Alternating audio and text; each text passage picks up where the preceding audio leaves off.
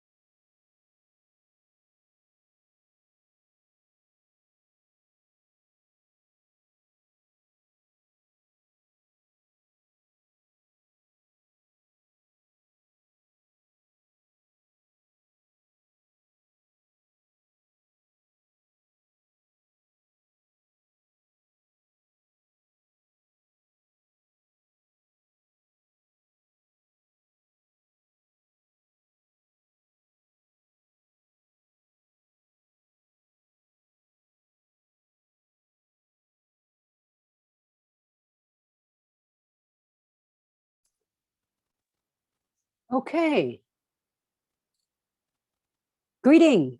I know we are from different time zones, so I'll just say greetings. Thank you so much for joining us. I am H.L.T. Quan, Associate Professor of Justice and Social Inquiry in the School of Social Transformation at Arizona State University. I am the moderator for this event. We are gathered here from many places today, however, and on behalf of the panelists, I want to acknowledge that Arizona State University is located on the ancestral homelands of American Indian tribes that have inhabited this land for centuries, including the Acoma Odom and the Peepash peoples. We also want to pay respect to Indigenous elders, past, present, and future, as custodians and defenders of this land throughout the generations.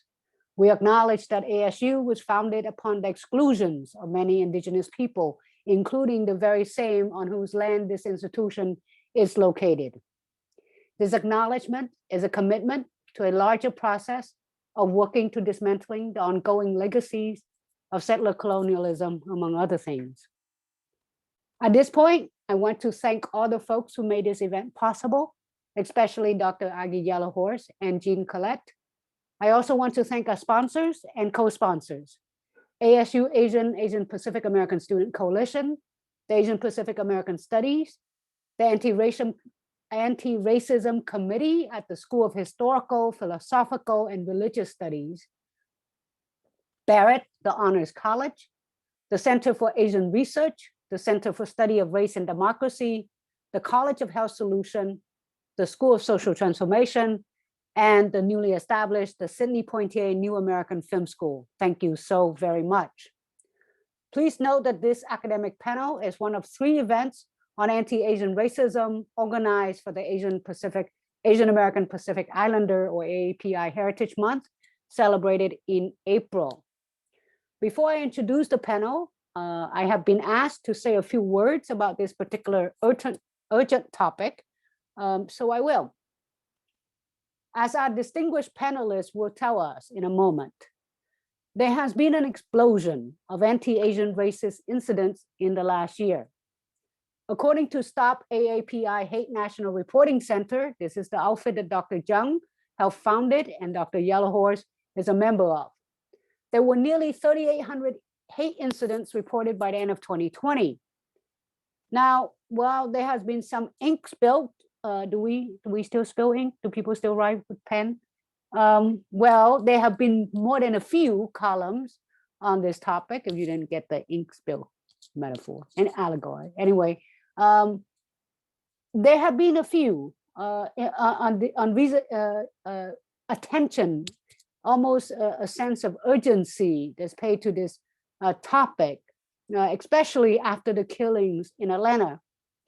But in my opinion, it would be a mistake to imagine that somehow these happenings are unprecedented.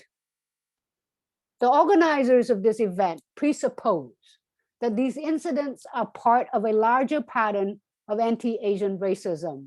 And there is a long history of virulent, xenophobic, racist, and gendered racist violence leveled at the AAPI community. Still, as recently as last week, some wonder out loud why the organizers insist on using the term white supremacy on the title of this panel. I could be rude, some of you know I can, but I'll be polite. There is a philosophical imperative. That is, there is always a need to name the things that are killing us. Then there is a practical problem. That is to say, without naming white supremacy, we can't fully explain the hate or the contempt or the brutality with which the AAPI communities have had to endure. As the philosopher Charles Mills explained, quote, white supremacy is the unnamed political system that has made the modern world what it is today, close quote. So it is. White supremacy underwrites the term of our social contract and therefore the terms of our belonging.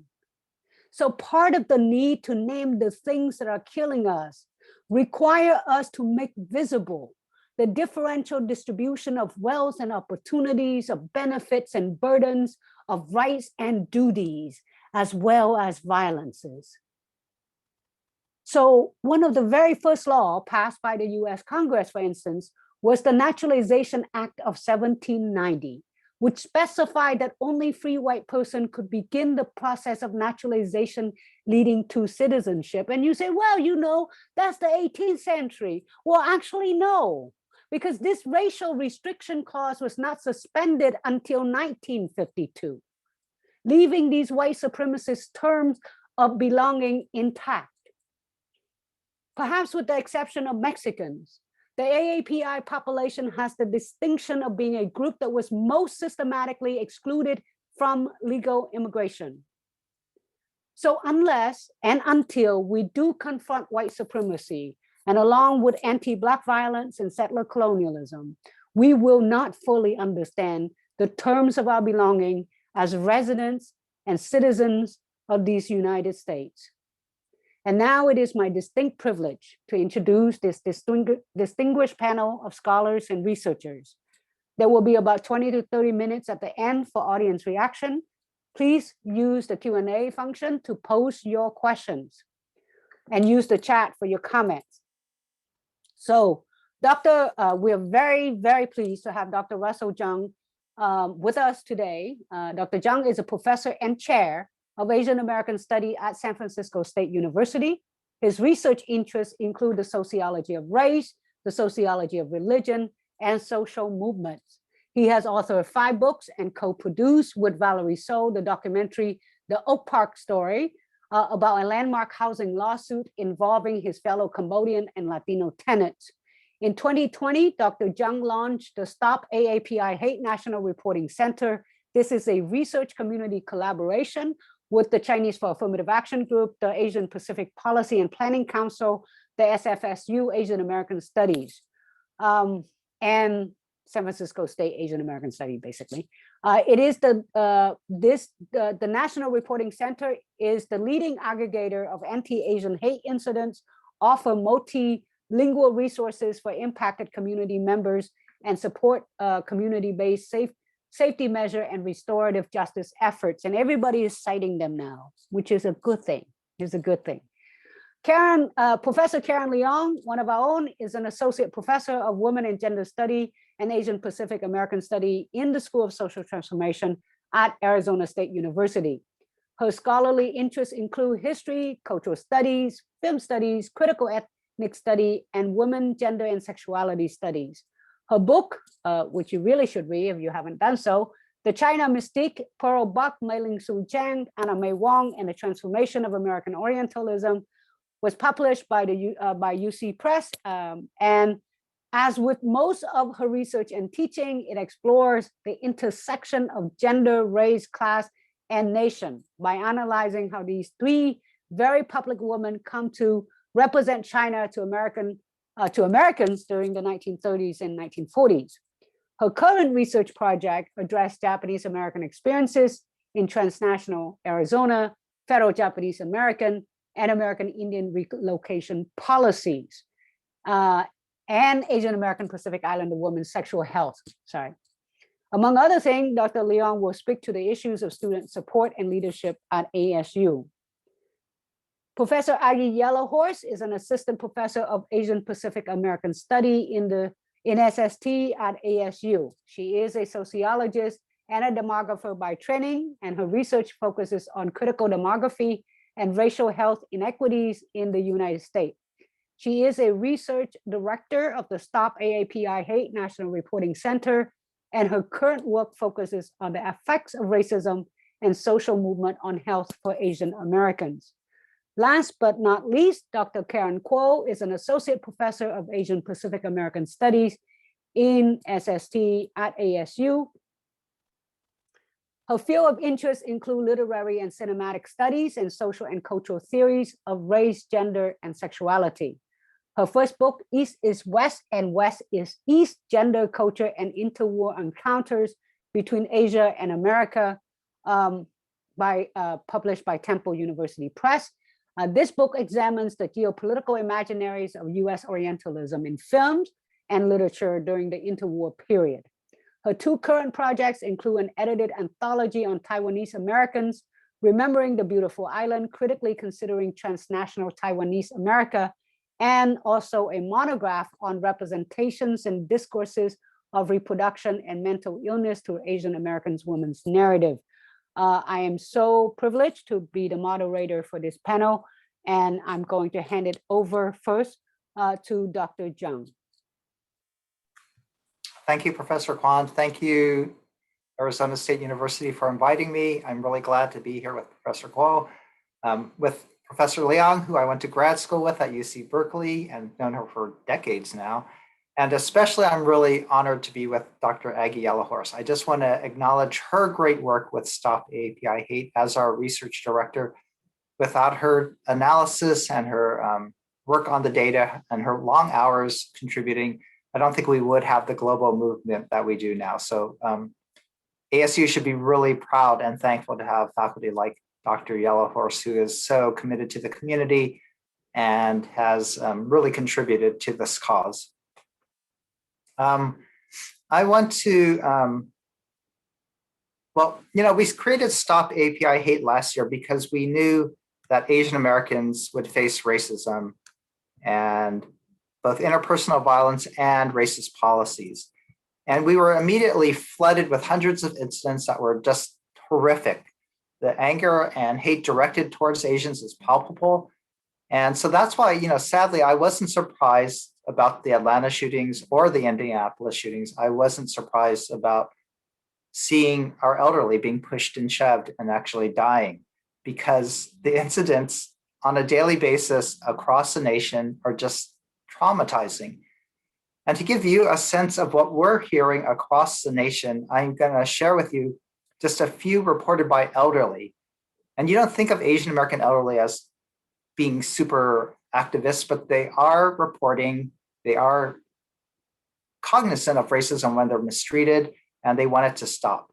So I'm going to invite Aaron and then Karen to read these incidents. And as you listen, put yourself in the shoes of Asian Americans, put yourself in the shoes of these Asian Americans. And we're going to invite you at the end to type in the chat just a few words of how you experience it, how you feel, what it's like to be an Asian American. So Aaron?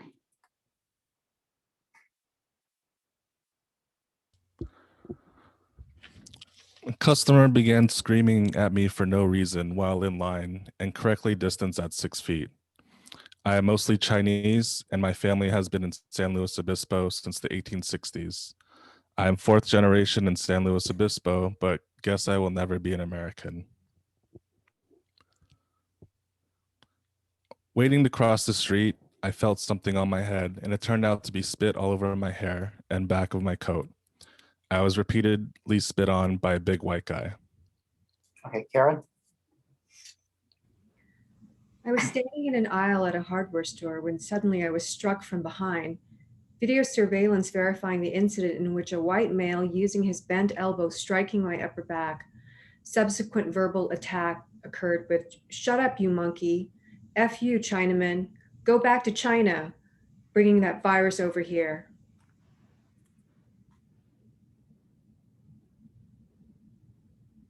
Do you want me to continue, Russell? Yeah, go ahead. On my daily walk in my hometown, Sausalito, wearing a face mask, a white woman yelled at me, "I hate Chinese people. Why did they come to this country?" When she passed me, I was stunned by her words and caused me to fear and be more alert of my surroundings.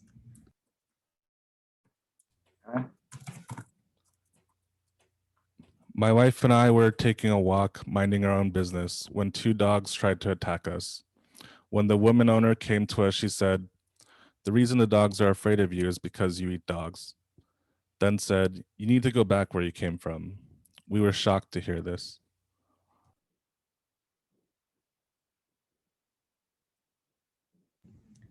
Waiting to enter the pharmacy to get prescription, group of construction workers not doing social distancing made fun of me, faking coughing, spitting, and made slant eyes.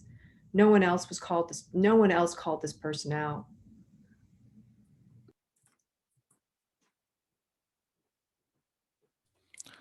I was shopping and Child grabbed my arm. Child said I should go back to my country, and I was the reason his father died. Mother came up and put her hand on my arm, but she didn't try to help me. Bakersfield occasionally has ignorant people who make fun of how I talk and look and tell me to go home. But this is the scariest and saddest experience I've had in the US since about 1977.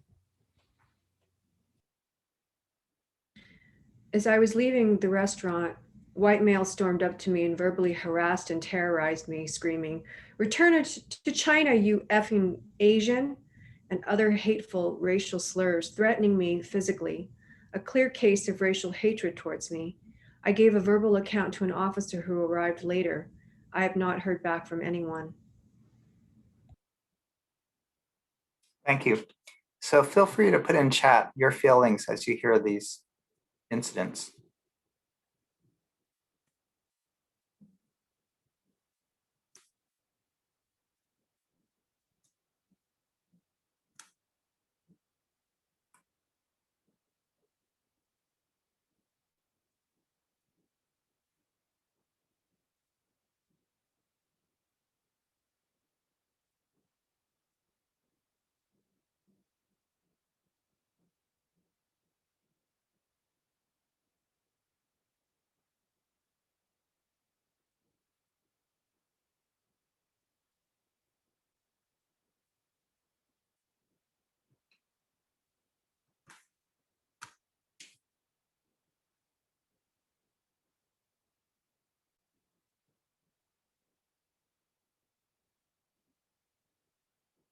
I see ashamed, sad, vulnerable, horrified, rude, anger, silenced, disgusted, livid, ashamed, worry, shameful, anger, embarrassing, scared,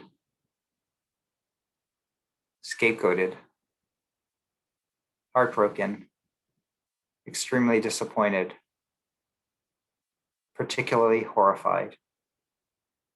Thanks.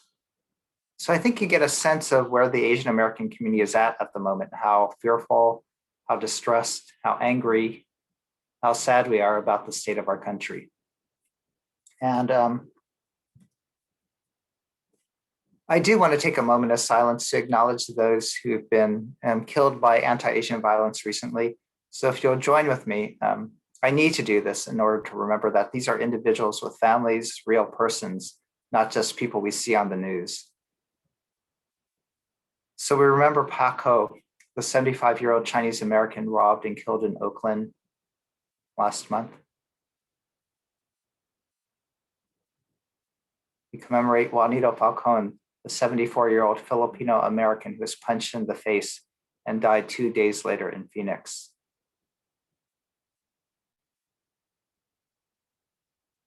We mourn for Visha Ratnapati, the 84-year-old Thai American who was body slammed and killed in January.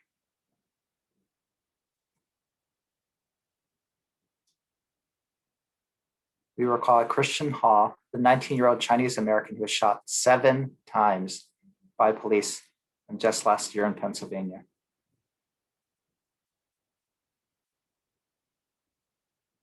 We commemorate Angela Quinto, the 30-year-old Filipino American who was killed by police with a chokehold similar to what killed George Floyd just last Christmas.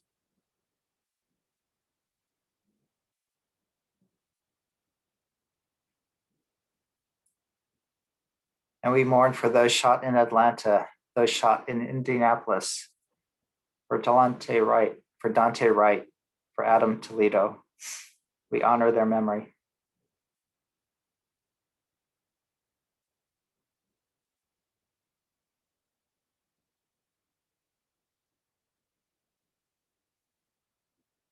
Thanks. So these are sobering times. And as heard, we received up to 3,800 incidents through February. And in the last 2 months, we've doubled that number. But there are 4 main types of racism that Asian Americans are experiencing. They're not all hate crimes. Civil rights violations make up 8%, being mistreated at the workplace, being denied ride shares. Online harassment makes up 7%. This particularly impacts our youth who are often online and see racist posts and get trolled often. Microaggressions are the largest category. Verbal harassment makes 68% of the cases, avoidance shining out 20%. But they're not micro to me. 1 out of 5 of our respondents to Stop API Hate are now displaying signs of racial trauma. That's elevated anxiety, and stress and depression, hypervigilance, and avoidance. Those are the hallmarks of trauma. And the last category is physical assault. Asian Americans are being coughed and spat upon so often that we created a special check-off category, spat and coughed upon. A person in New England coughed on a white cashier and got arrested for terrorism. So you could argue Asian Americans are experiencing mass terrorism at the moment because we're coughed and spat upon so much. It's just heinous behavior. And physical assaults make up 11% of the cases. These are the possible hate crimes if racial bias can be discerned. Asians are getting pushed and shoved, having bottles and rocks thrown at them. Oftentimes we see reports of people, others trying to run us over with their cars. We also have noticed clear patterns that Asians whom others think are vulnerable get attacked. Women are attacked twice as much as men, and girls are attacked twice as much as boys. Youth and elderly are disproportionately impacted. So you could hear in the reports how Asian Americans are being racialized at the moment. Time and time again, and most recent reports, almost half of the cases, people make comments about things like, go back home, you effing chink. So right now, we're really being cast out as outsiders, as perpetual foreigners who don't belong. You know, this past year, especially if we've just seen the George Floyd trial, Asian Americans really are in sort of this identity crisis because among American and Asian American was also at the scene of George Floyd's killing, holding back the crowds. And Asian Americans, because we have a group identity and don't necessarily distance ourselves from another individual, we saw ourselves on the scene represented by Officer Total and had to wonder, are Asian Americans complicit with white supremacy or are we in solidarity with Black Lives Matter? So the Black Lives Matter movement has really challenged Asian Americans to consider, where do we fit in America's racial hierarchy? And,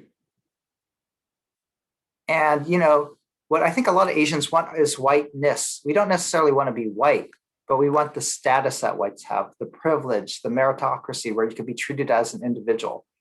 And unfortunately, this desire to be whiteness, to gain whiteness, which is the logic of immigration, oftentimes you come here to gain whiteness, leads to anti-Blackness. Then again, we're thrown in an identity crisis because we are, as Asians, neither white nor Black. And so in racial discussions, in polls, in the understanding of America's racial history, which is primarily on a white-Black binary, Asians are omitted. Asians feel invisibilized. So again, with Black Lives Matter, we're sort of thrown for a loop as Asians. Where do we fit in? But we now realize that we don't fit in. In fact, we're being excluded as outsiders, that Asians are racialized in a different way than African Americans. We're racialized on a different spectrum. We're either insiders to America or outsiders. When we're insiders, we belong to America. We're real Americans. We're white adjacent. We're the model minority, crazy rich Asians. But in times of war, such as World War II, when they incarcerated Japanese, or after 9/11, when Muslims, South Asians, and Arab Americans were attacked, and in times of economic downturn, such as when Vincent Chin was killed, being mistaken for a Japanese by white auto workers who blamed him for their economic situation. And in times of pandemic, Asians are more framed as outsiders. And last year, we had all three of those conditions: war, pandemic, and economic downturn, the war being the US-China Cold War. So you could see how this stereotype as outsiders, as perpetual foreigners, has been really operative this past year. It's really insidious. It's much more deadly. Not only have we been attacked and objectified for not belonging, for being outsiders, but we had institutionalized policies enacted against us. Last year, the administration extended the Muslim ban to include more Asian countries. The administration ended migration visas so our families couldn't reunite. The administration stopped the visas to Chinese scientists and researchers. The administration cut refugee resettlement, cut H-1B visas. All these policies, constitute a second Chinese Exclusion Act because Asians were portrayed as national security threats or as health threats who deserve to be, and legally, excluded. And so this perpetual foreigner racialization is really, really significant in understanding the racism that we're experiencing now. So even though Asians are racialized differently than Blacks and racialized as outsiders, I see Stop API Hate as partnering with Black Lives Matter, and that as we try to dismantle this dimension of white supremacy, it's a system, not necessarily blaming individual whites. We're in partnership with Black Lives Matter trying to disrupt this system. You could see the insider-outsider binary also really relate to how Asian American women are portrayed and what happened in the Atlanta shootings. Asian American women, when they're on the inside, are considered China dolls, quiet, submissive, docile, appropriate for the white male gaze. But when they're considered outsiders, represented as outsiders, then the stereotype is that they're dragon ladies, scary, threatening, hypersexualized. Either way, on this insider-outsider binary, Asian American women get objectified, and that's why the Atlanta shooter targeted Asian businesses. That's why he could, if he had a sexual addiction, target Asian American women. The impacts of racism has been deadly, and beyond the violence and the fear, it's had impact in other ways. Asian Americans are the racial group with the highest mental health distress during the pandemic, and those who experience racism have higher rates of depression, stress, and anxiety. And here's a real telling fact. Stop AAPI Hate respondents, when asked, what's your greatest fear during the pandemic? They rank racism their greatest concern. Think about this. Asian Americans are more worried about other Americans' hate than they are about a pandemic that's killed 500,000 people. I'll say it again. Asian Americans are more worried, more fearful about racism than they are a pandemic that killed 500,000 people. That's how widespread the racism is. That's how terrifying the racism is. That's how deadly the racism is. Asian Americans protect themselves from COVID-19 by wearing face masks, but we can't protect ourselves from some random stranger who would cough and spit at us or push our grandparents. Similarly, racism has impacted our ethnic economies. People were avoiding Asian businesses, again, saying we're disease-ridden, and those businesses had to shut down even before quarantines. Consequently, Asian American the working class and those in the service sector were laid off. Asian Americans now have the second highest rate of unemployment in the US. And as I said, Asian Americans have faced anti-immigrant policies. Beyond the exclusionary policies, Trump tried to ban WeChat, banned racial sensitivity. So even this talk that we're giving today would have been banned, and federal employees wouldn't be able to hear this type of conversation. To wrap up, I think, again, the Asian American community has been in a state of siege, and some of us are fighting back. We're arming ourselves and are not advocating this, but they're giving their kids mace. Some of us are in the flight mode. You go in fight or flight mode when you're threatened. And those who are fleeing are telling their elderly to stay inside and telling their kids just not to go back to school. We're the racial group least likely to send our kids back to school. But there's a third response that I think has been really adaptive at the moment. You can go into fight or flight mode in this state of fear, but you could also go into flock mode. And that's what I see the Asian American community doing today. We're flocking. We're really coming together. Our youth are standing up. They're holding rallies. Our youth, this week in California at least, Stop AAPI Hate Youth Interns met with the superintendent of schools, demanding that ethnic studies be implemented, calling for restorative justice, asking for anti-bullying reporting systems. And so our youth are really standing up and flocking together. I think by flocking together, we've really amplified our voice. And so on social media, you hear all these hashtag movements. And at rallies, at vigils across the nation, we're flocking. We're flocking together to grieve and provide solace for each other. We're flocking to gain strength and to build unity. We're flocking to repatronize our business and to take care of our elderly, to escort them back and forth. And we're flocking, again, through Stop AAPI Hate to report the data and to demand the president, demand mainstream media attend to our issues. So I'm really glad to see how ASU is flocking with us, and really urge you to continue flocking as a response to the racism. Just to wrap up, I said that Asian Americans have an identity crisis now. As we're being excluded, as we're being mistreated, as we're seeing our elderly attacked, we really don't feel accepted. We really don't feel any sense of belonging. And what I tell my students in this period of limbo, of sense of exile, the sense of being foreigners, that's a good place to be. I don't want to belong to America as it was. I don't want to belong, as Professor Kong said, I don't want to belong to a nation that stole indigenous land or stole Black labor. I don't want to belong to a nation that mass incarcerates, that mass detains, that mass separates families, that mass bans Asians, that mass shoots Asians. Instead, I think we should stay on the outside and provide a critical perspective of white supremacy and see what's broken about America, and then reimagine America that we want to belong to.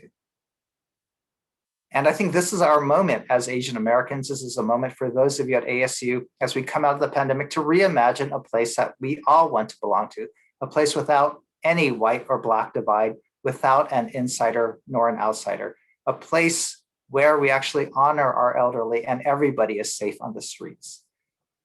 So I'm really looking forward to the discussion and hearing the other speakers. And I thank you for flocking with me today and imagining a place in America that we do want to belong to. Thank you.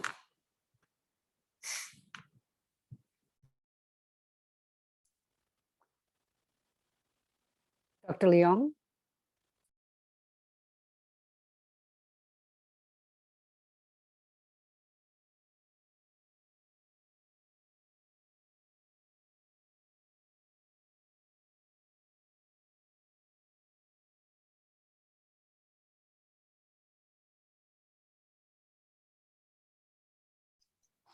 Sorry, I was having some technical difficulties here. Can you see the screen? We can. Okay. Today I'm presenting about some interviews, and this sort of takes Dr. Jung's talk and applies it more locally to the Arizona State University campus and to our community as a university. This was based on research done about COVID-19 in Asian American college students, stigma, fear, discrimination, and campus response. What we found and what we looked at was that perceptions of campus racial climate affect students' mental health and sense of belonging.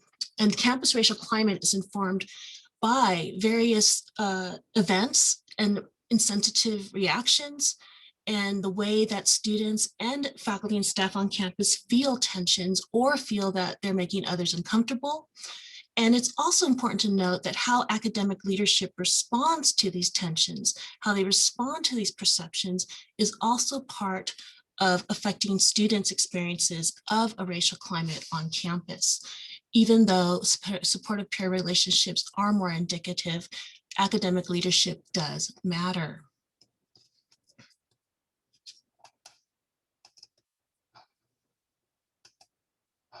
So let me just fix this, sorry. We did a preliminary study about Asian American students and mental health at ASU during the pandemic. 20 students responded. We only were able to interview 10. And this is the breakdown of who we interviewed. We tried for greater diversity, but a lot of it was based on who responded. 5 were involved in AAPI organizations at ASU, 9 have been active on social media. We conducted 40 to 60-minute interviews in November 2020, and I'm just reporting back what we learned from the students, and to say that it suggests directions for future research. It captures a particular moment in time, but it also importantly has suggestions for how we as a community at ASU respond to our students as well. So 9 of the 10 personally experienced or knew someone who experienced anti-Asian racism. 8 of the 9 experienced shunning, staring, or comments. 5 were on campus, more were off campus. 1 of the 9 experienced being coughed on deliberately in a campus parking lot at ASU. 8 of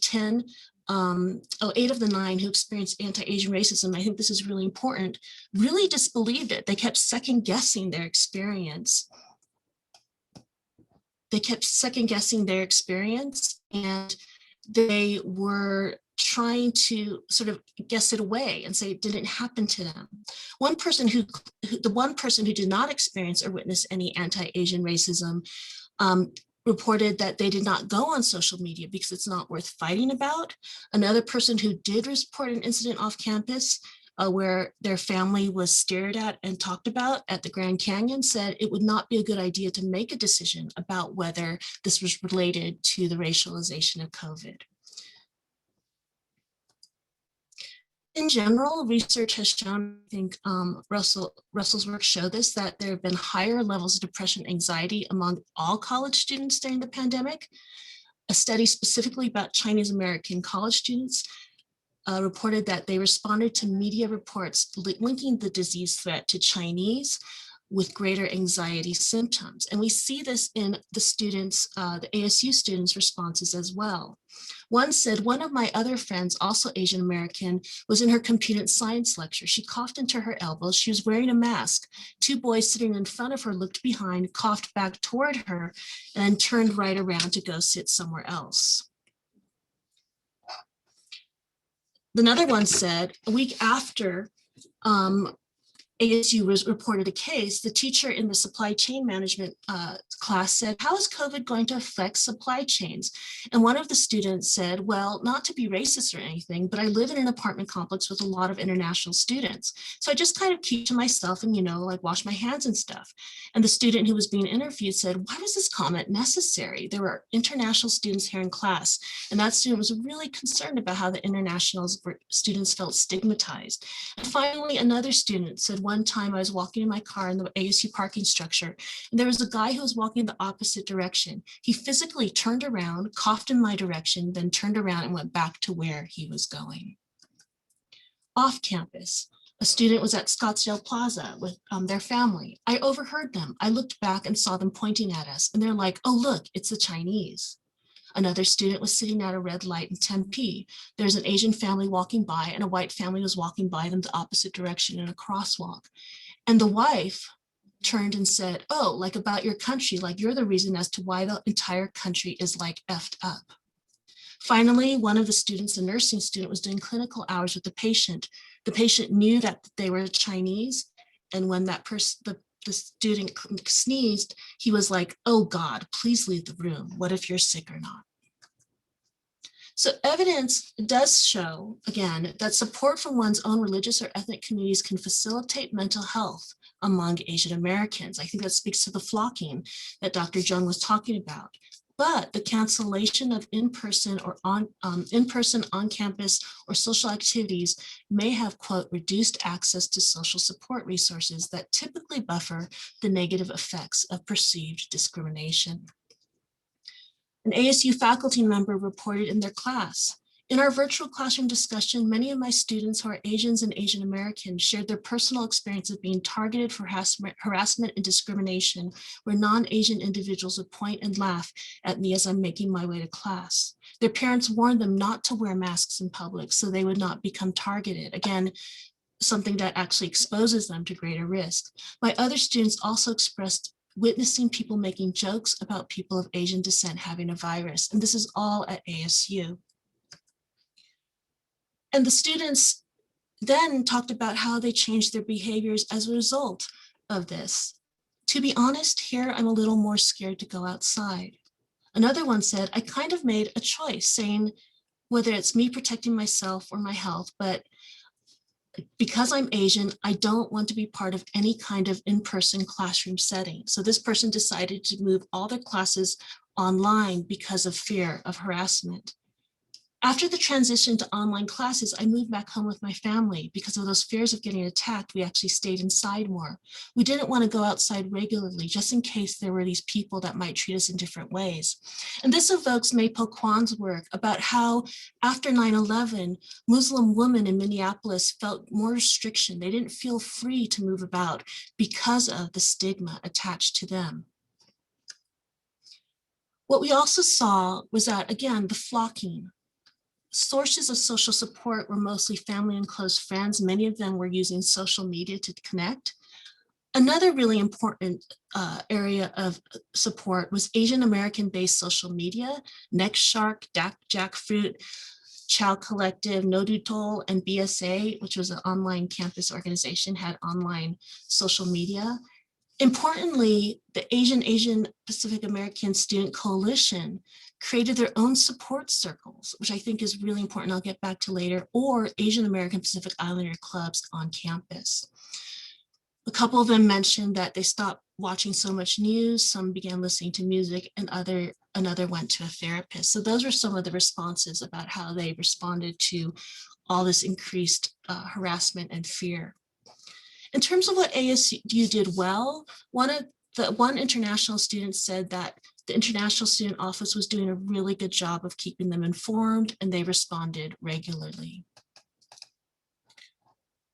Another student said, yes, we did get a lot of emails, but it would have been more helpful to have an Asian American counselor, and said, you know, I would be more comfortable with an Asian American counselor if I wanted to talk about racism and how I was feeling during COVID-19. The international student also said, we really can't go back to China, and so is saying that it would have been helpful to have a support circle among international students who are all sort of remaining here and not able to go home because of the restrictions on travel from Asia at the time. What I think is really interesting is that right away in March 2020, two researchers who did work on SARS and the impact that had on college students also released something preliminary about what universities should be doing to address prejudice in academia due to COVID-19. This was in March 2020 in Science magazines. They should proactively develop policies that support students, faculty, and staff affected by discriminatory behavior now and in the future, including surveying students and staff of Asian origin about their experiences of prejudice related to COVID-19. Releasing statements explained that mask wearing in Asian countries is common and is not an indication of illness. Using social media to support Asian and Asian American students in the form of infographics, and issuing statements that xenophobic actions would not be tolerated. And we see that the students really looked to the university leadership for recognition of what they were going through as early as March 2020, after actually as soon as the student was identified at ASU. So some of my friends that experienced the discrimination are themselves part of the Asian Pacific American Student Coalition. They went to Michael Crow. They actually didn't talk to Michael Crow, it turns out, asking if they would release a statement about anti-Asian behaviors. President Crow released some statements, but nothing that really addressed the discrimination. It was disappointing that classmates that had been experienced discrimination in particular felt unsupported at ASU. It turns out that I'm not actually sure, it's not really clear from the interviews whether actually President Crow was ever actually personally informed by this, but one of the students mentioned that they were part of the coalition leadership that went to speak, and some of the deans in student affairs wanted to speak to them instead, and they found their concerns minimized, saying, oh, there are more important things going on. There are more important things like the bombing of mosques, which is when we thought, well, do we have to lose our lives for you to take us seriously? But I wanted to note that also the students responded, the leaders were really trying to respond to what they were hearing from their classmates, from their fellow students of Asian and Asian American descent and Pacific Islander descent. And they really went out and tried to care for their community, which I think we really need to acknowledge. And they said one of the things they relied on was educating themselves. And interestingly, they really made connections to Black Lives Matter. They said, we need to learn about how to work together. They talked about the solidarity they had from the Black African coalition of other students, and why they started those support circles was because of the Black African coalition's example. And I wanted to just quote Reverend William Barber, who actually gave the 2021 Delivering Democracy lecture. He said, our young people need to be told they have the authority to challenge the system, to raise questions. This is part of resilience. If you want to be destroyed by trauma, internalize it. But the greatest antidote to a lie is telling the truth. And I think that's really important because it sounds like some in the faculty and staff or administration might have been trying to minimize what our students were doing. But quoting Reverend Dr. Barber here, asking questions, being empowered to challenge questions is really important to creating a sense of empowerment and resilience. And I think that at ASU, what we want to think about is what can we do better? How can we improve upon our response? And I wanted to really praise the Asian American Pacific Islander Student Coalition, because what we see is they were doing this on their own. They were not getting the support they were looking for, and they went out and created what they needed. And I think that is actually sort of cool that even though maybe our community is not as inclusive as we want it to be, our students are actively seeking to do that. Thank you.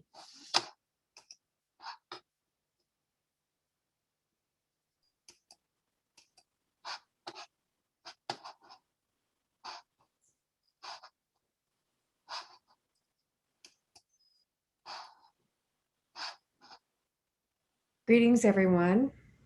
Thank you for coming to our talk. This is actually based on a paper that Dr. Yellow Horse and I have submitted to Social Science Journal on anti-Asian racism and a sense of belonging and solidarity amongst Asian Americans. The current study examines individual level predictors of indifference to the BLM movement based on nativity status among Asian Americans. We begin with the research question, what contributes to Asian American support or lack of support to the BLM movement? Slide 2.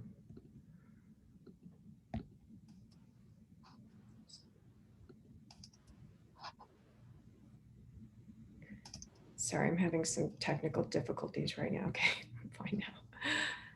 The rise of anti-Asian and xenophobic rhetoric, as well as hate incidents towards Asian Americans during the pandemic, raises important questions about how white supremacy undergirds racist nativism.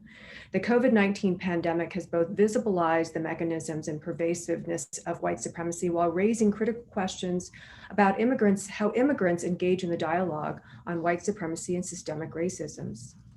We define white supremacy as a multi-pronged phenomenon that sustains white privilege through socioeconomic, legal, cultural, and materialist means.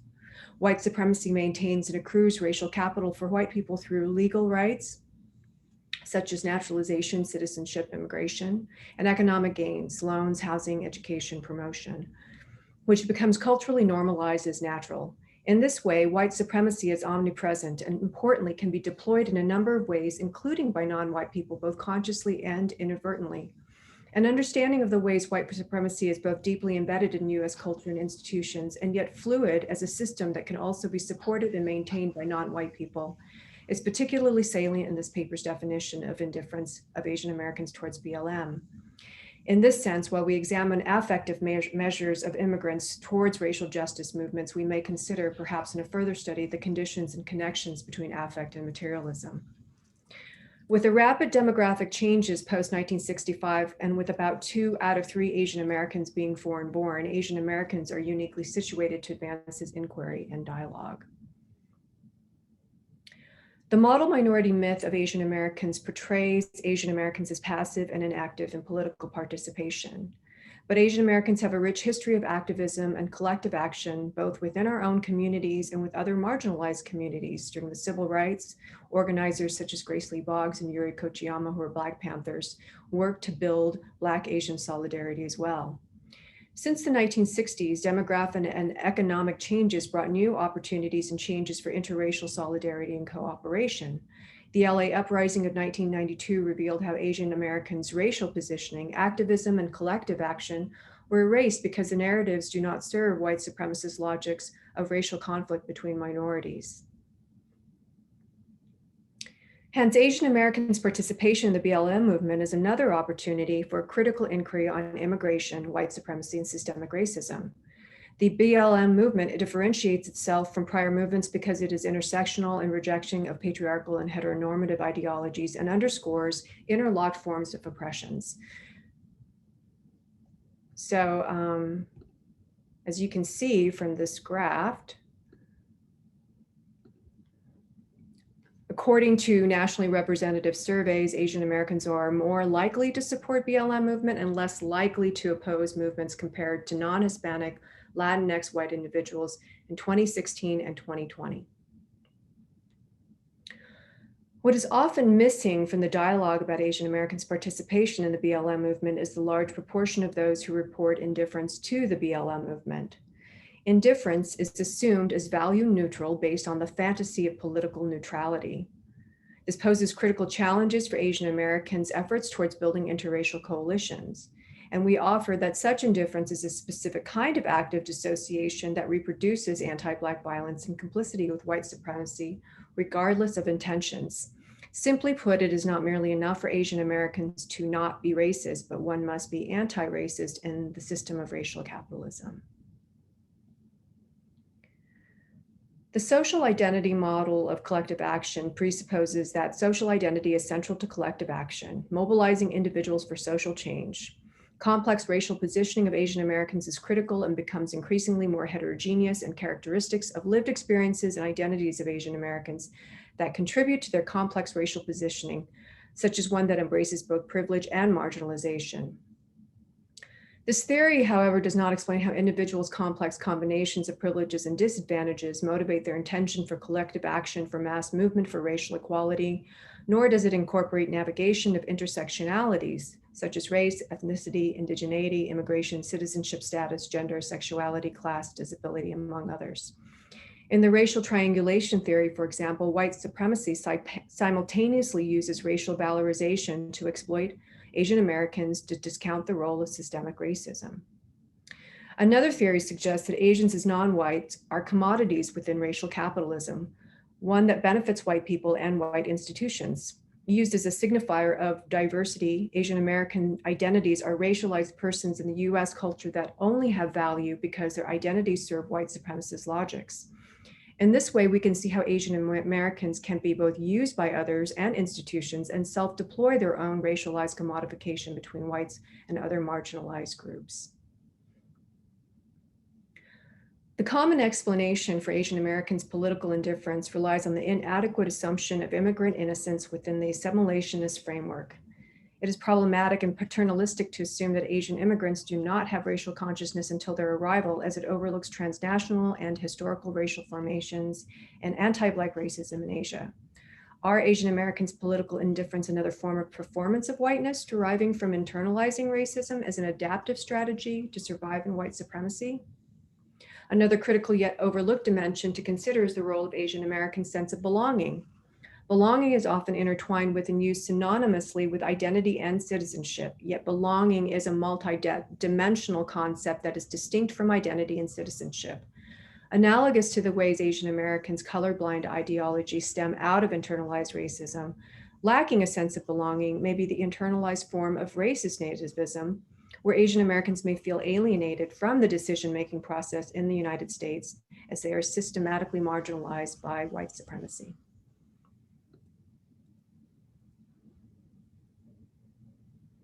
Thank you. So for our research, we used the 2016 Collaborative Multiracial Post-Election Survey, which is one of the few national surveys with detailed information about the Black Lives Movement. The survey also has a large sample of Asian, which allow us to do meaningful data disaggregation. In this study, we included about 3,006 individuals who self-identify as Asian. So here's a result from this first study to answer the question, what contributes to Asian Americans' indifference to the BLM movement?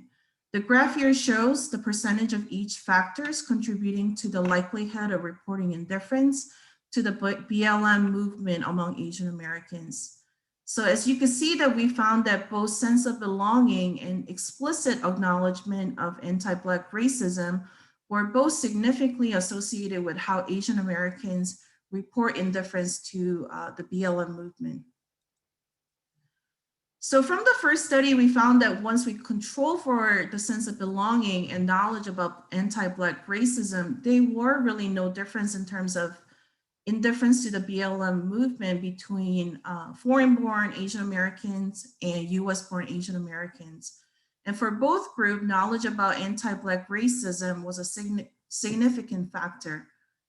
However, intriguingly, sense of belonging was only a significant factor for US-born Asian Americans. So from this study, we began to carefully interrogate the meanings, effect, and mechanisms of belonging among Asian Americans. In particular, lacking sense of belonging, what it means in terms of how we internalize the oppression that we experience. In addition, a significantly lower sense of belonging among foreign-born Asian Americans highlights the multidimensional nature of immigrant integration and inclusion. That is, apart from legal inclusion through citizenship, we must consider systematic ways to promote meaningful, effective, and cultural inclusion. So while we were finishing the first study, the recent attention to the anti-Asian racism since the pandemic has really inspired us to look at how anti-Asian racism affects Asian American sense of belonging in particular. As you can see in this first graph here, Asian Americans actually report the lowest sense of belonging compared to all racialized groups in the United States. There are a lot of important research about how Asian Americans internalize the message about model minority myth, but the most research really focuses on racism and put heavier emphasis on discrimination experience based on race.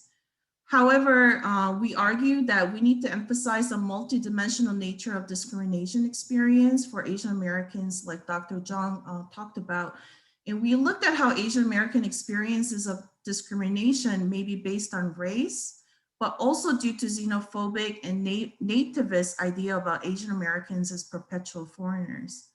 So as you can see it in the first graph here, when we focus on the racial discrimination, about 27.8% of Asian Americans reported being discriminated because of their race.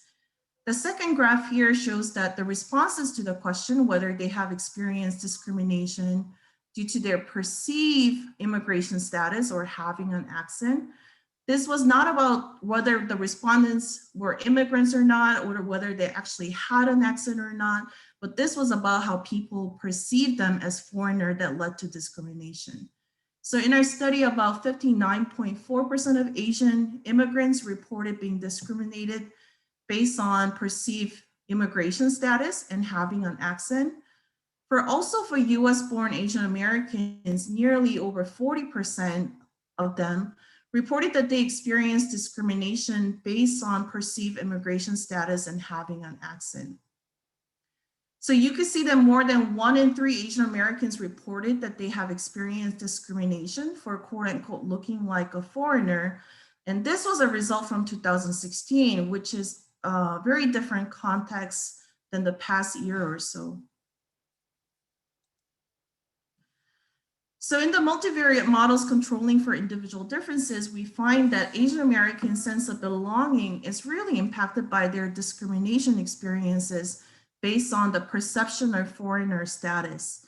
That when Asian American experience discrimination based on the assumption that they're foreigners, they were significantly less likely to feel a sense of belonging to the United States. And it's also important to note that having a strong identity as American or Asian American was a strong factor associated with higher sense of belonging for Asian Americans, regardless of their immigration status. So as the second part of the study is still ongoing, we're still grappling with what it means for Asian Americans to belong to the United States and how it affects our sense of well-being, as well as our participation in the racial solidarity building effort. In particular, we're trying to reflect on what it means, how can we think about sense of belonging as a meaningful inclusion, but also away from our compliance to the settler state. How can we be in solidarity with indigenous peoples and what it means to ask for belonging on native land. So with the complex history of racism and racist nativism that shape rapid demographic shifts in the United States and also in Asian America, we argue that Asian Americans, we must mindfully and intentionally engage in difficult conversation about race sense making. This means that we must reflect on our own positionality as we strive for racial harmony and social justice. We also have to reflect and call out the ways that we are affected by white supremacy, as well as acknowledge the way we have participated and also benefit from the system so that we could work towards eliminating systematic racism within our own community and also across other communities. Thank you.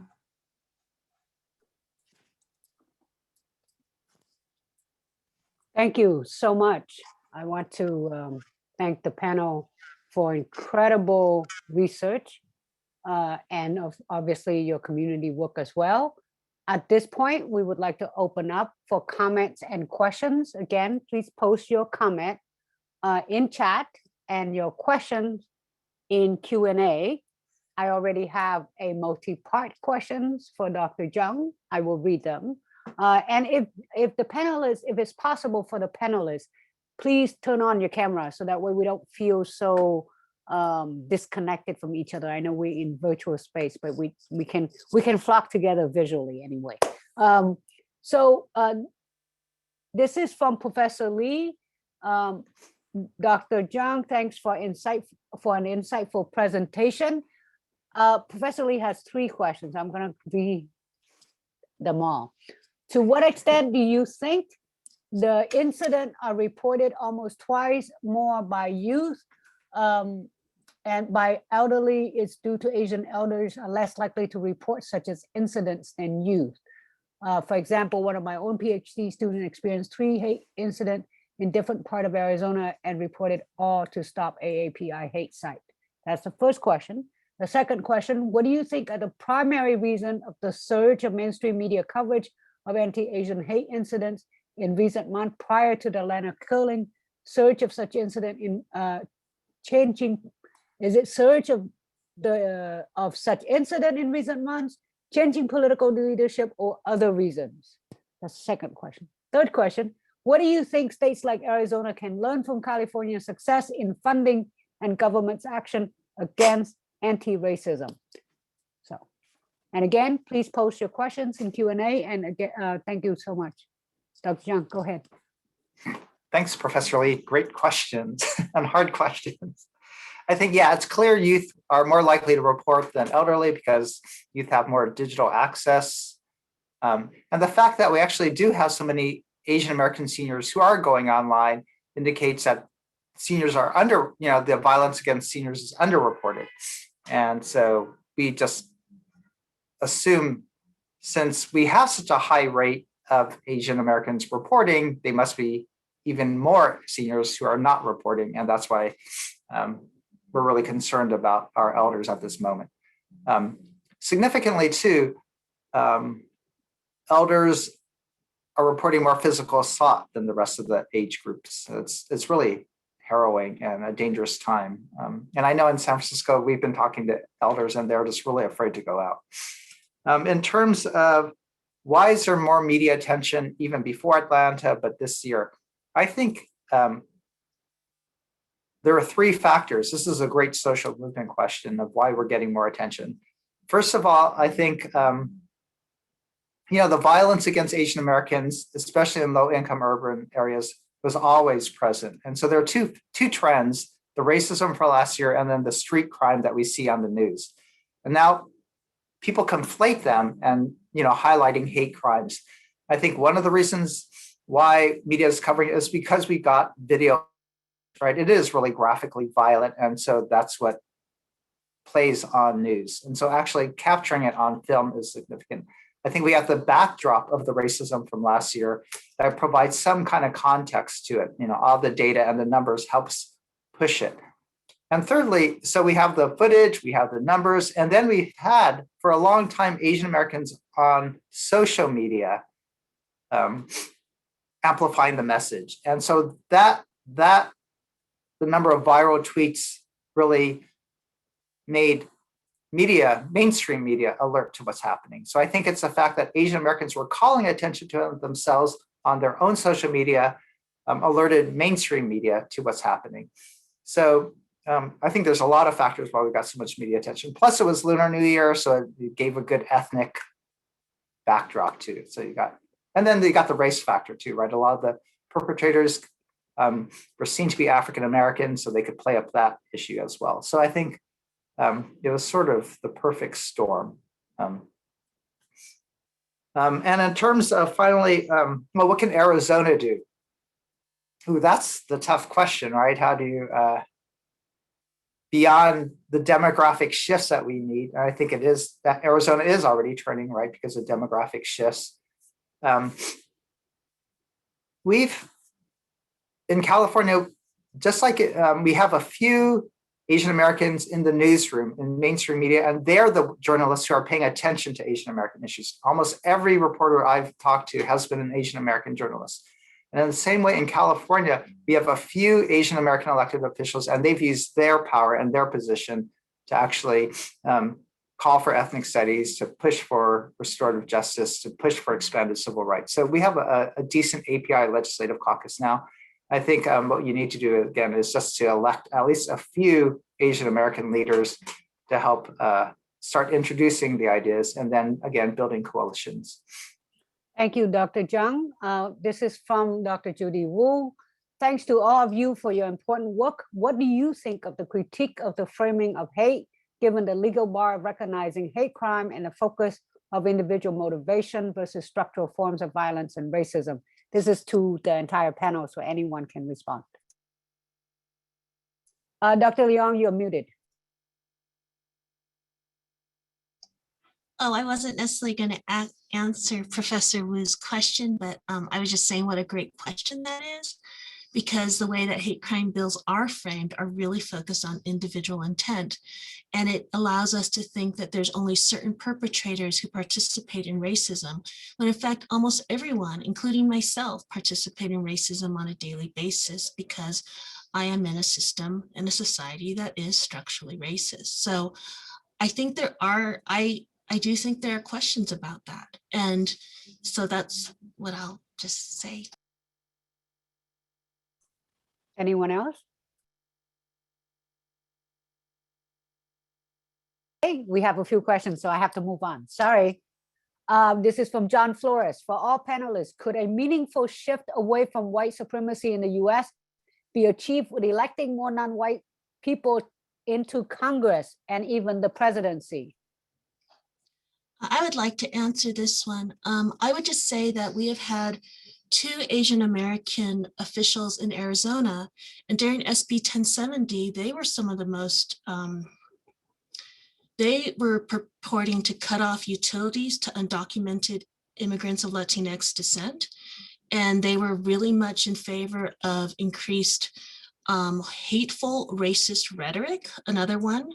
And so I think that we can't simply assume, and this goes back to what Karen and Aggie were talking about, and also Russell in that chart, right? That there are people who are going to, there are people of color who will try to align themselves with whiteness. So I would say that what we really need to do is be electing anti-racist people into political positions who are committed to anti-racist no matter what their particular identity is. Thank you. Anyone else? This is from Abi Hayashi. I think there's a lot of dispute, at least for me personally, to know which news and media to follow and what is factual versus bias. Do you think that the media may have a part in creating some biased opinions on Asian Americans? I know from experience that also a lot of social media like to make racist jokes about Asians and their role in society. It makes me feel very objectified.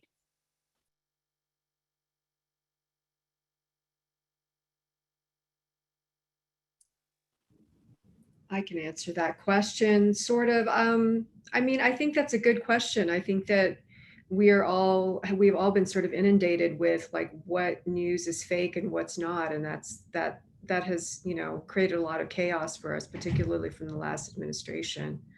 I do think that, you know, and I feel like a lot of it's been from some of the work of Stop AAPI Hate, which is that, you know, now that these crimes and these assaults are visibilized, that the news media has been calling on people who actually have expertise. Like we've been inundated by news people wanting to talk to us and interview us. I know tons of other academics who work in Asian American studies have also, they're exhausted from talking to the media.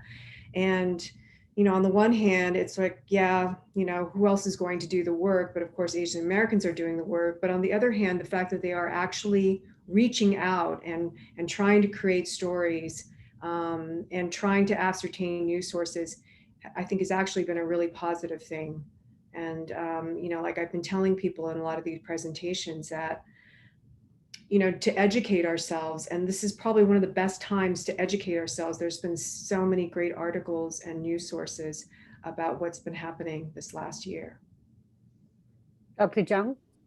Yeah, I'd like to talk about the role of social media in inflaming the racism. And I actually want to show a slide because it's pretty indicative of what's happening out there.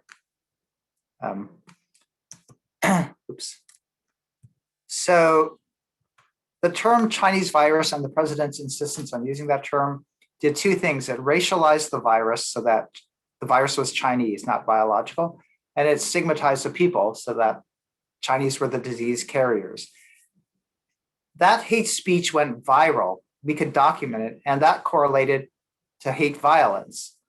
And so what's happening is that with social media and seeing, you know, thousands of posts and racist memes, I think it really does shape how people perceive Asian Americans. And these are just 2 viral posts that indicate the depictions of Asian Americans. This one on the left is an Instagram post of a party at the University of Albany. It was a coronavirus party. Students were drinking Corona beer with pictures of Chinese people with masks on. And some of the Chinese in the pictures had their eyes X'd out as if they had died. So this is how Americans are partying, right? And then the other viral post is a Chinese person eating the bat, the supposed reason for the virus. So when people see these things thousands of times over, it becomes part of their implicit bias. They make that immediate association, the virus is Chinese and Chinese people have the virus. And I think that's what's been triggering people. They go into flight or fight mode when they see us, they racially profile us. And the racism, again, isn't necessarily intentional, but it's subconscious. And again, like we've been saying, it's part of a systemic white supremacist system where we're all complicit, right? So again, even I have these implicit biases. I would say, or I would think, if I saw an Asian wearing a mask early in the pandemic versus a non-Asian wearing a mask, I would assume that Asian is probably more infected. So again, the system impacts all of us. We're all sort of having these racial schemas by which we perceive and relate to the world. Okay. We have a question from Jerry Tan. Thank you for hosting this informative session. What do you make of the Senate's recent vote 94-1 on the hate crime bill, and why the lone dissenter claimed his position was due to concern over free speech? Free speech, how so? When speech incite violence, that is where free speech ends. You can't yell fire in a crowded theater.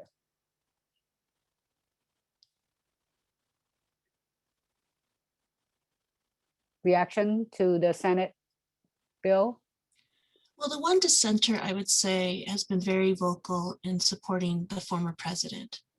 And so for this one dissenter who is really trying to create traction on a white nationalist agenda is very much enacting that here as well, because if they were to support this bill, I think it would actually it would become an issue in terms of how the former president very much incited the violence. And that's been very clear. There's that study that showed every time that Trump tweeted about the virus and connected it to China, and he racialized and nationalized the virus, that resulted in greater hate tweets on social media as well. So I think that that's probably why this person, and in some ways, this person is just being openly who they are, and they're not going to pretend to be not racist in some ways. But I think that I'll leave the first part of the question to my other panelists. Dr. Jeung, did you want to say something? Well, it's sort of gratifying to see the overwhelming vote in support of anti-Asian hate. We do thank Senator Hirona and Grace Meng for writing that legislation. They use Stop AAPI Hate data, so we're thankful for that again. Yay for Aggie, ours for getting her numbers into a bill. And it is significant that we need to get better, more expedited hate crime investigations. Especially, that's what the Sikh community is calling for in the Indianapolis shootings. The concern over the piece of the bill that Center was complaining about is that it encouraged more education about stigmatizing terms like Chinese virus. The CDC argued that it's stigmatized and should have no place. And I think what it would do is actually educate, the term Chinese virus has had deadly consequences. And I think the community should know and be informed about the dangers of using terms that are inappropriate. So that was the objection. But again, we're grateful. I think this is just a first step in what needs to be a comprehensive approach to dealing with anti-Asian racism. Like we said, hate crimes only make up a small sliver of what's happening. We have 95% of the cases are hate incidents happening at schools, happening online, happening at stores. You're not going to arrest everybody, but we do need civil rights protections. We need more ethnic studies. We need more restorative justice models. Thank you. This is from Joseph Gazing Wolf. For those of us that have AAPI whom are mentors and loved ones, how best can we support them in this time and over the long term moving forward? I worry about my AAPI elders and sisters, but I feel helpless in what I should be doing to provide support besides asking about them frequently.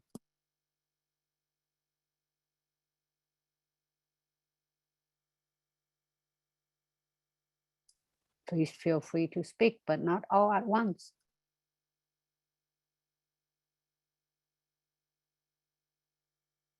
Dr. Yellow Horse. Sure. Yeah, I think this is one of the frequent questions I get from my students in my classes too. You know, what can they do to talk to their family members, also non-AAPI students, asking what can we do to help our friends, community members. I don't have the answer to this, but I always go to, you know, it's important to have a conversation and have a space to have these difficult dialogues that, you know, for me personally, being able to have these conversations made me feel less lonely, that my feelings are not isolated, and also reminder of the community I have. And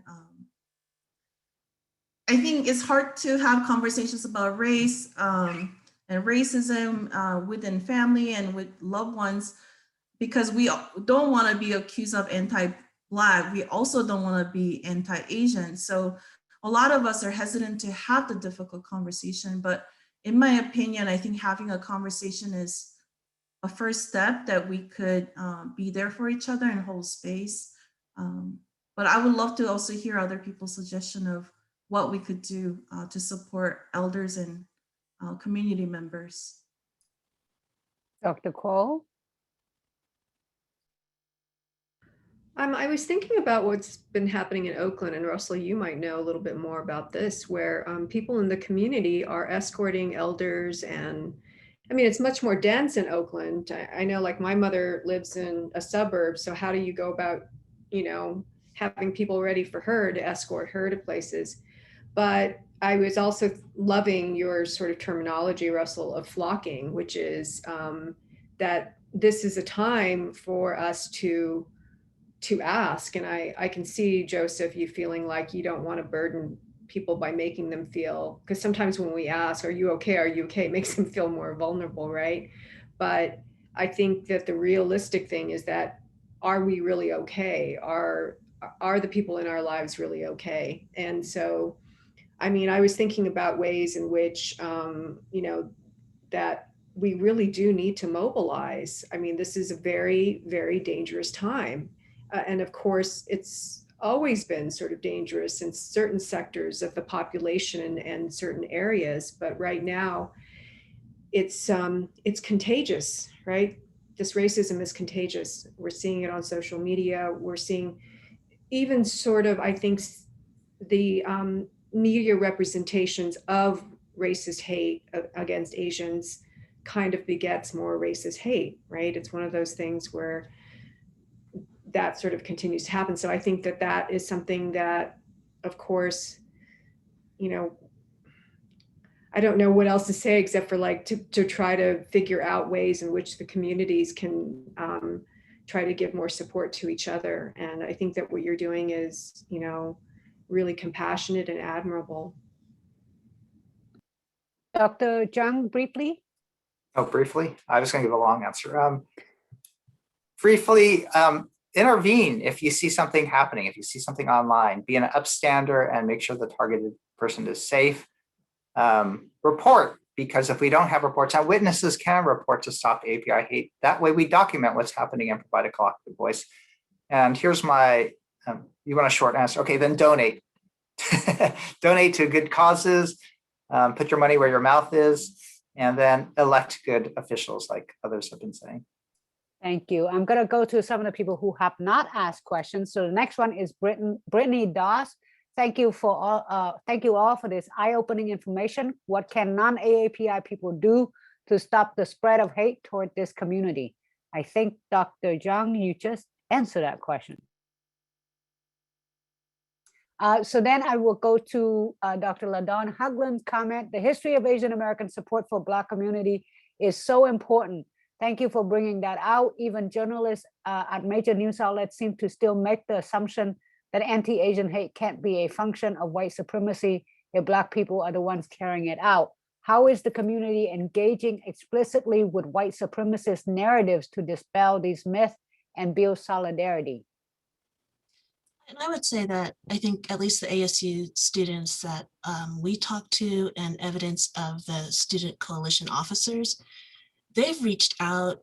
It sounds like the student officers in BAC and AAPAC have reached out to support each other in their struggles. They are the ones we are watching, and they're the ones who are leading and demonstrating what a community of care looks like beyond one's own ethnicity. They're enacting the intersectional analysis, and I'm just really moved by how amazing our students are and how they've been willing to take risks and how they've been willing to speak out. And I think that I don't think enough can be said about how much they're doing that. And I think that they have, many of the coalition leaders were clearly trying to find ways to build solidarity with Black Lives Matter. And when people take the time to learn about other struggles and to be side by side with those struggles, then other people will take the time to stand with us in our struggles. And it has to be that we aren't all the same. As soon as we say all of our struggles are the same, we lose that trust. We lose that ability to build solidarity because they're not. And I think that's what's been so important about what Dr. Jeung has presented and what Dr. Yellowhorse and Kuo have presented today as well. This is from Valerie Soe. Is flocking best done with white friends or other AAPI?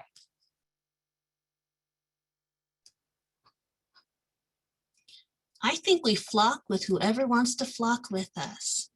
But I would say that when we look at the Vincent Chin example of 1982 and how the community came together, that was some of the first times that we see like Filipino Americans as well being involved in this because they were also inclusive.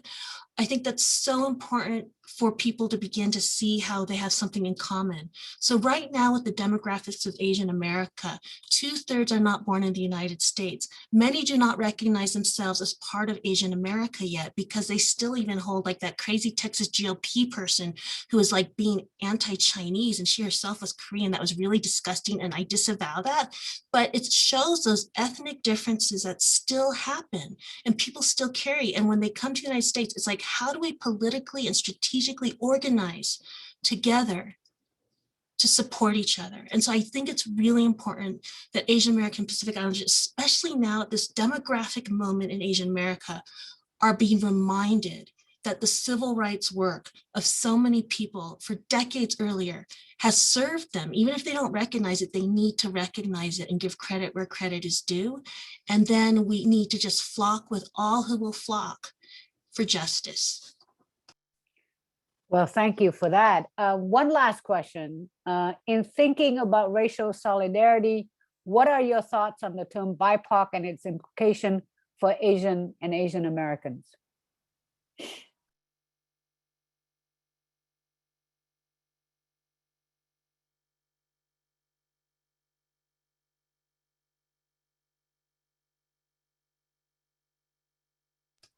I think that one of the dangers, I think it's a two-edged sword. I mean, there's really positive effects in terms of solidarity and a way to organize together, but I think there's also the danger of flattening differences. So Indigenous people are not they do not have the same struggles that people of color do, including Black people. There's different histories, there's different legacies, all of us have distinctions. And so I think it depends on who's using it and why, and if they're educating themselves about both the dangers and the possibilities such a label provides. Okay, there's 1 minute left. Please feel free to add anything that you haven't been asked, but you would like to add, including about flocking. I think it's a wonderful metaphor.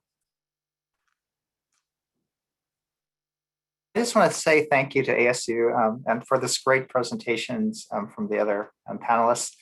And I think this is, like others have said, this is a real moment for Asian Americans. And this is my final sort of preachy thing. Hurt people hurt others, abuse people abuse others. Those who face racism can then learn racism against others. So Asian Americans can become anti-white, we can become anti-Black. And I think instead of going into fight or flight mode, we need to flock and be healed. Or else, if we fight or flight, we're not going to be healed. And we're going to perpetuate the cycle of violence. So my call for all of us is to flock together to seek racial healing as we face the trauma that we do. And then we could be healed people who are healers. And my hope is that you and ASU can be racial healers in your university. Thanks. Anyone else? Well, on that note, I want to thank the panelists, everyone, Dr. Jeung, Dr. Cuo, Dr. Yellowhorse, and Dr. Leong. It's been an incredibly informational, educational, and rich and inspiring, actually. Depressing, some of the data, but very inspiring panel. I want to encourage everyone to go out there and flock. And don't forget to join us for the 2 upcoming events. I know Dr. Leong and Dr. Cuo will be presenting individual lectures in collaboration with Arizona Humanities, am I right? So I don't know that we have the link available for the chat, but please look for it and please register and let's celebrate AAPI heritage in style by protesting. Have a good day. Goodbye, everyone. Thank you, HQ, for your moderating. Thank you. Yeah, thank you. Thank you for your intro. That was really, really good. It's a privilege. It's my privilege. Thank you very much.